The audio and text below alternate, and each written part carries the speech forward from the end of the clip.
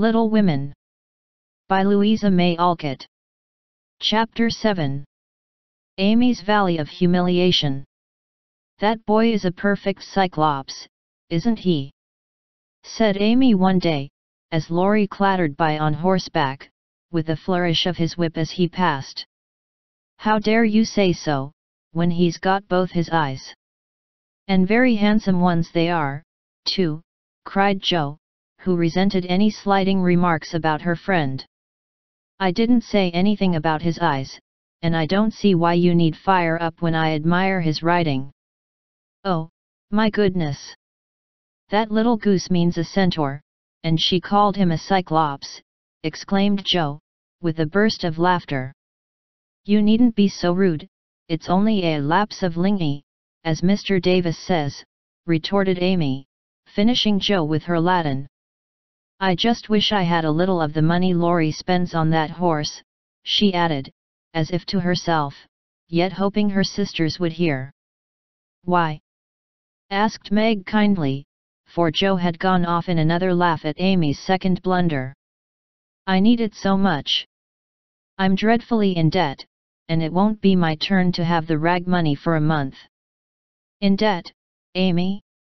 What do you mean?" And Meg looked sober.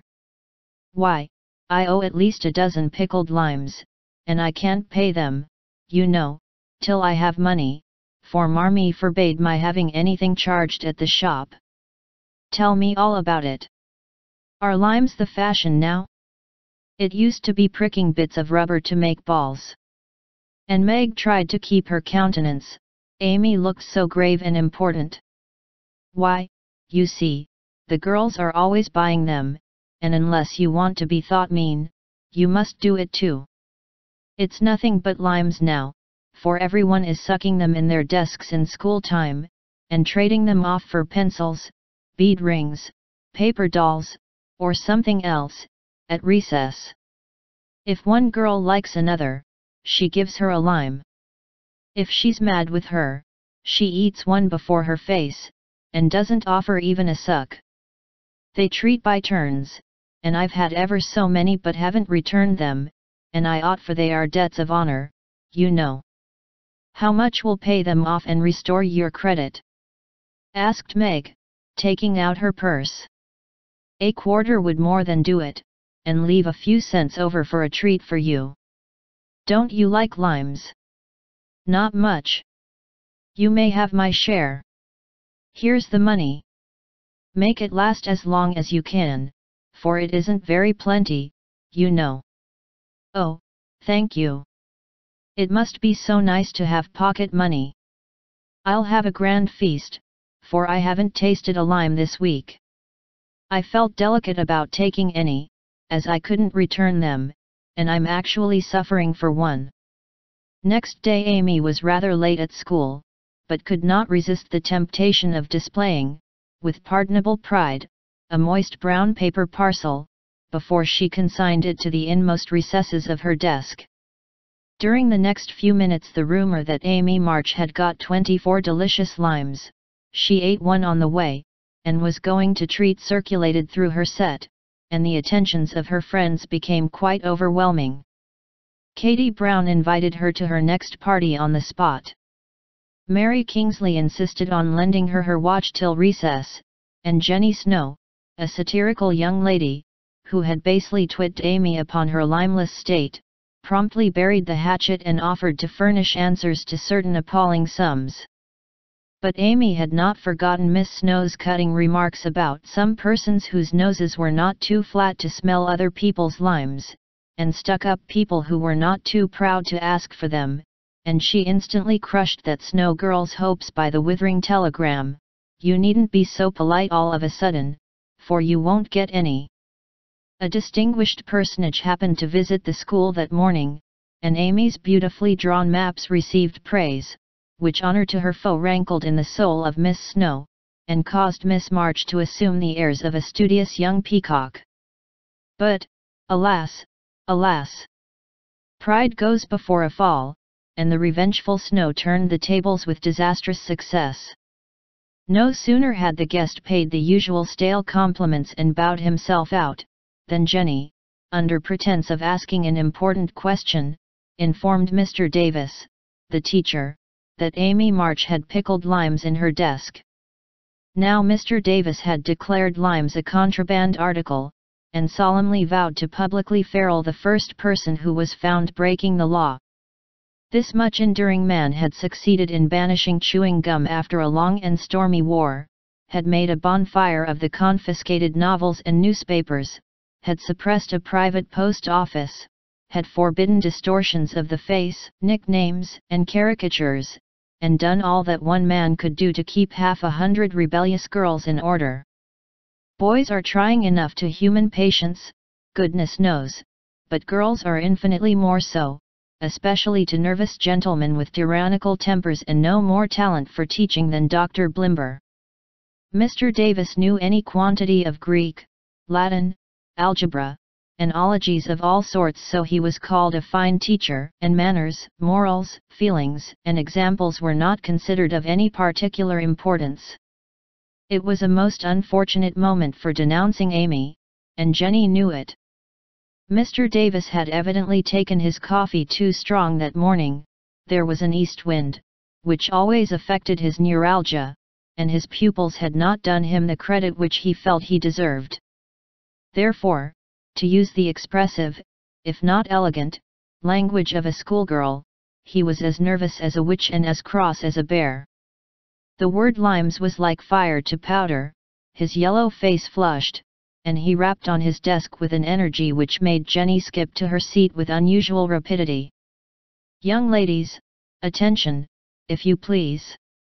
At the stern order the buzz ceased, and 50 pairs of blue, black, grey, and brown eyes were obediently fixed upon his awful countenance. "Miss March, come to the desk." Amy rose to comply with outward composure, but a secret fear oppressed her, for the limes weighed upon her conscience. "Bring with you the limes you have in your desk," was the unexpected command which arrested her before she got out of her seat. "Don't take all," whispered her neighbor, a young lady of great presence of mind. Amy hastily shook out 6 and laid the rest down before Mr. Davis, feeling that any man possessing a human heart would relent when that delicious perfume met his nose. Unfortunately, Mr. Davis particularly detested the odor of the fashionable pickle, and disgust added to his wrath. "Is that all?" "Not quite," stammered Amy. "Bring the rest immediately."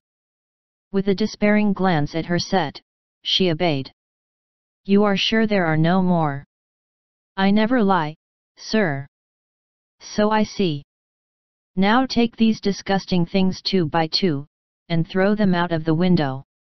There was a simultaneous sigh, which created quite a little gust, as the last hope fled, and the treat was ravished from their longing lips. Scarlet with shame and anger, Amy went to and fro 6 dreadful times, and as each doomed couple, looking oh, so plump and juicy, fell from her reluctant hands, a shout from the street completed the anguish of the girls, for it told them that their feast was being exulted over by the little Irish children, who were their sworn foes. This was too much. All flashed indignant or appealing glances at the inexorable Davis, and one passionate lime lover burst into tears. As Amy returned from her last trip, Mr. Davis gave a portentous hem, and said, in his most impressive manner, "Young ladies, you remember what I said to you a week ago. I am sorry this has happened, but I never allow my rules to be infringed, and I never break my word. Miss March, hold out your hand." Amy started, and put both hands behind her, turning on him an imploring look which pleaded for her better than the words she could not utter. She was rather a favorite with old Davis, as, of course, he was called, and it's my private belief that he would have broken his word if the indignation of one irrepressible young lady had not found vent in a hiss. That hiss, faint as it was, irritated the irascible gentleman, and sealed the culprit's fate. "Your hand, Miss March," was the only answer her mute appeal received, and too proud to cry or beseech, Amy set her teeth, threw back her head defiantly, and bore without flinching several tingling blows on her little palm. They were neither many nor heavy, but that made no difference to her. For the first time in her life she had been struck, and the disgrace, in her eyes, was as deep as if he had knocked her down. "You will now stand on the platform till recess," said Mr. Davis, resolved to do the thing thoroughly, since he had begun. That was dreadful. It would have been bad enough to go to her seat, and see the pitying faces of her friends, or the satisfied ones of her few enemies, but to face the whole school, with that shame fresh upon her, seemed impossible, and for a second she felt as if she could only drop down where she stood, and break her heart with crying. A bitter sense of wrong and the thought of Jenny Snow helped her to bear it, and, taking the ignominious place, she fixed her eyes on the stove funnel above what now seemed a sea of faces, and stood there, so motionless and white that the girls found it hard to study with that pathetic figure before them. During the 15 minutes that followed, the proud and sensitive little girl suffered a shame and pain which she never forgot. To others it might seem a ludicrous or trivial affair, but to her it was a hard experience, for during the 12 years of her life she had been governed by love alone, and a blow of that sort had never touched her before. The smart of her hand and the ache of her heart were forgotten in the sting of the thought, "I shall have to tell at home, and they will be so disappointed in me." The 15 minutes seemed an hour, but they came to an end at last, and the word recess had never seemed so welcome to her before. "You can go, Miss March," said Mr. Davis, looking, as he felt, uncomfortable. He did not soon forget the reproachful glance Amy gave him, as she went, without a word to anyone, straight into the anteroom, snatched her things, and left the place forever, as she passionately declared to herself. She was in a sad state when she got home, and when the older girls arrived, some time later, an indignation meeting was held at once. Mrs. March did not say much but looked disturbed, and comforted her afflicted little daughter in her tenderest manner. Meg bathed the insulted hand with glycerin and tears. Beth felt that even her beloved kittens would fail as a balm for griefs like this. Joe wrathfully proposed that Mr. Davis be arrested without delay, and Hannah shook her fist at the villain and pounded potatoes for dinner as if she had him under her pestle.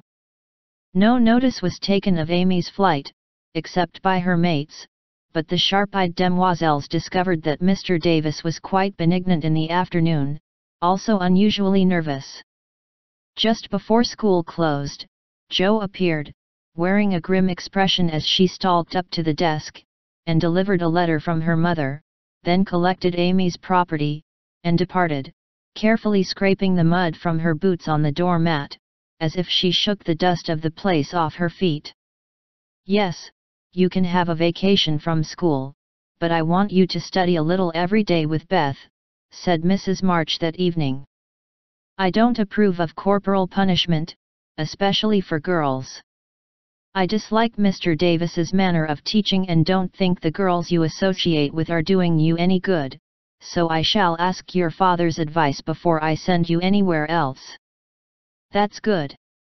I wish all the girls would leave, and spoil his old school. It's perfectly maddening to think of those lovely limes," sighed Amy, with the air of a martyr. "I am not sorry you lost them, for you broke the rules, and deserved some punishment for disobedience," was the severe reply, which rather disappointed the young lady, who expected nothing but sympathy. "Do you mean you are glad I was disgraced before the whole school?" cried Amy. "I should not have chosen that way of mending a fault," replied her mother, "but I'm not sure that it won't do you more good than a bolder method.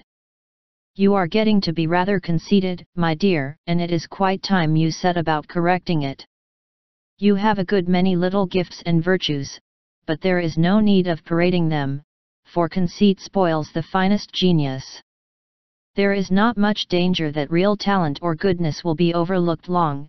Even if it is, the consciousness of possessing and using it well should satisfy one, and the great charm of all power is modesty." "So it is," cried Laurie, who was playing chess in a corner with Joe. "I knew a girl once, who had a really remarkable talent for music, and she didn't know it, never guessed what sweet little things she composed when she was alone, and wouldn't have believed it if anyone had told her. I wish I'd known that nice girl.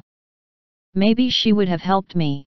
I'm so stupid," said Beth, who stood beside him, listening eagerly.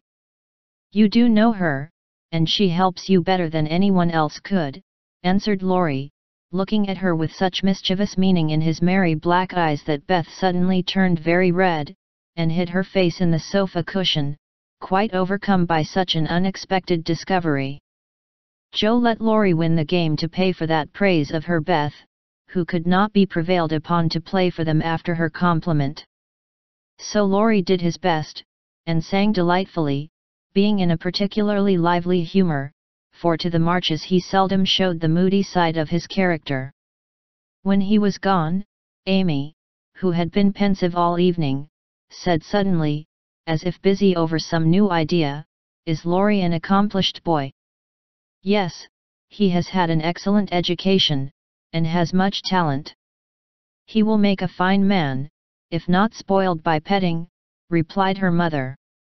"And he isn't conceited, is he?" asked Amy. "Not in the least. That is why he is so charming and we all like him so much." "I see. It's nice to have accomplishments and be elegant, but not to show off or get perked up," said Amy thoughtfully. "These things are always seen and felt in a person's manner and conversations, if modestly used, but it is not necessary to display them," said Mrs. March. "Any more than it's proper to wear all your bonnets and gowns and ribbons at once, that folks may know you've got them," added Joe, and the lecture ended in a laugh.